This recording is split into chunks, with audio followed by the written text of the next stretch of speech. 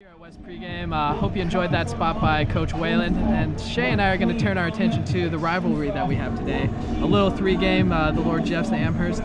Shea, just quickly, what was your mindset and take going into these games? Yeah, I mean, I'm very confident.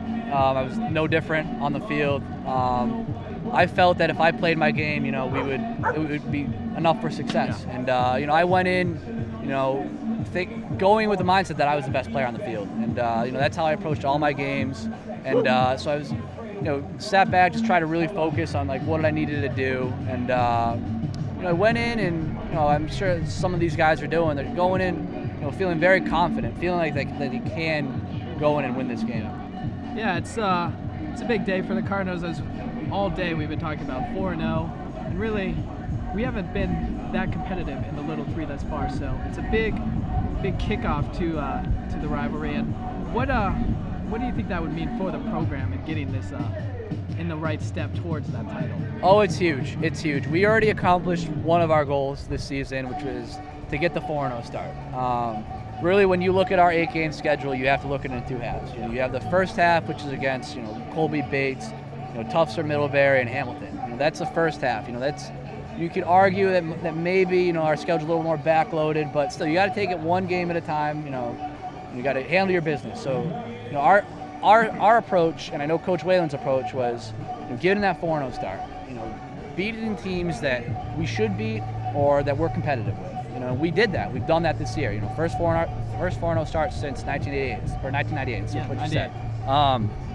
So we did that.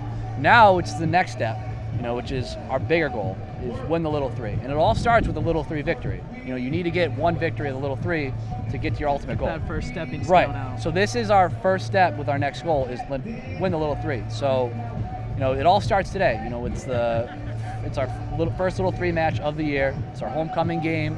So the guys are fired up. We're on path, to meet the goal. Yeah. So that's gotta be tough though as a player, knowing that those first 4 games are so key, and yet you can't overlook them. Oh yeah. That by the end of the year, you got to be playing your A game. Absolutely. I mean, you could never overlook any opponent. I mean, Bates beat Williams, and you look at that matchup, and on paper you'd say Williams wins every time. Shocker. So Bates beat Williams, so you can never overlook any team. And I know these guys and these coaches, they take it the absolute right way. You approach every game one game at a time. Off season you're saying Tufts. It's all you think. Tufts, all offseason. And Tufts done, Hamilton. Think about Hamilton that week. After Hamilton, you put that in the back of your mind. Think about Colby. It's one game at a time. So, those first 4 games, they give us a good test, see where we're at. Not really iron out the kinks, but those are the games where you can kind of make a couple mistakes and still afford to win the game.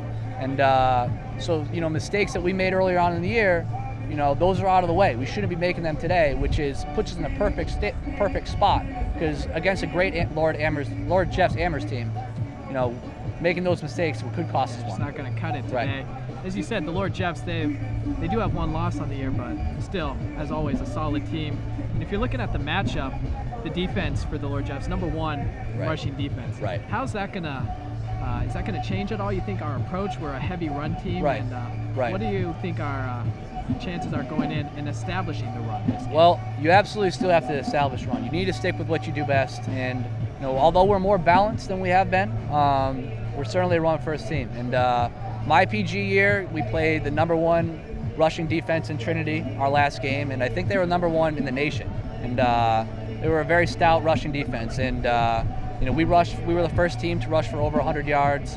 I was the only running back to rush for over 100 yards in them in 2 or 3 years or whatever it was. So certainly you cannot be intimidated by what looks like a formidable rush defense, and I think Coach Sidlecki knows that. He's been in the coaching circles for a pretty long time. He's got a lot of experience underneath his belt, and he'll know how to attack this rush defense. And you'll certainly with Kyle, he'll get on pace, like we talked about. He'll get the 2 or 3 yards, every run. So he'll break some on top of that. So, the long gains that he does not get, he'll get 2 or 3 gains. He'll move the chains along. And, so you certainly try to establish the run, and then you mix in some of that pass game with the tight ends and Jesse and the great wideouts that you have outside. You mix that in with your rushing attack.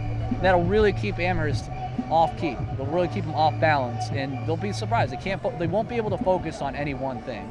And like I said, with Trinity, my PG year, we were a little bit more one-dimensional than what Wesleyan is now. We were predominantly run. We really couldn't do much when you're else. having the year like you were, yeah, you would assume that the running game would be our strength. Right. I appreciate that. I appreciate that. So, we were predominantly run. Trinity knew we were predominantly run, so they would just try to shut down the run, just focus on that, and we still had a little bit of success.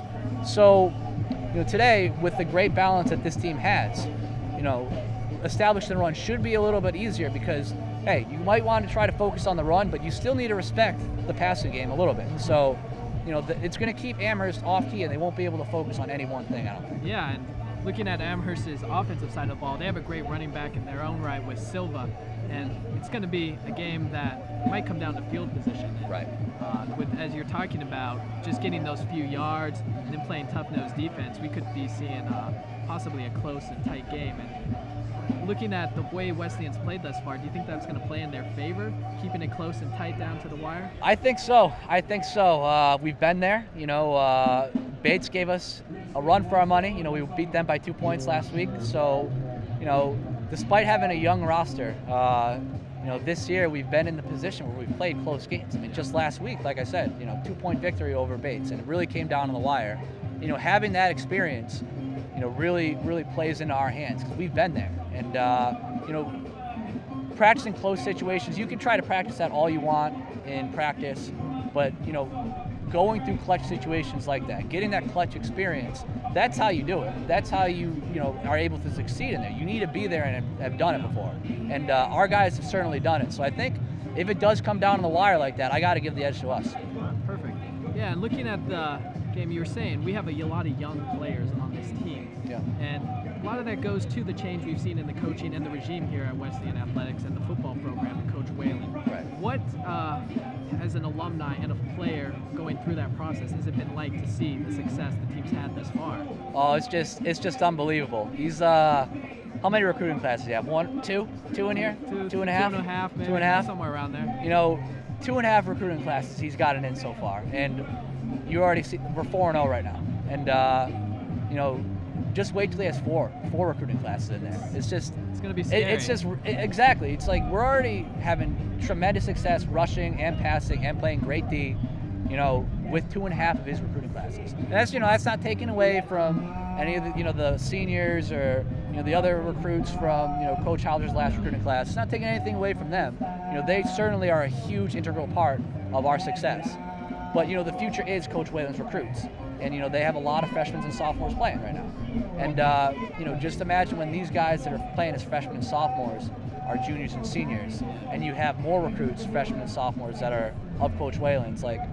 It's a very exciting time. It's going to be very exciting, and like you hear all the time, especially you hear about the programs, Alabama, LSU, and such. Competition is such a key. Absolutely. And even though, as you were talking about, we have those seniors remaining from the previous recruiting classes, that leadership they bring has to be vital as well. Yeah.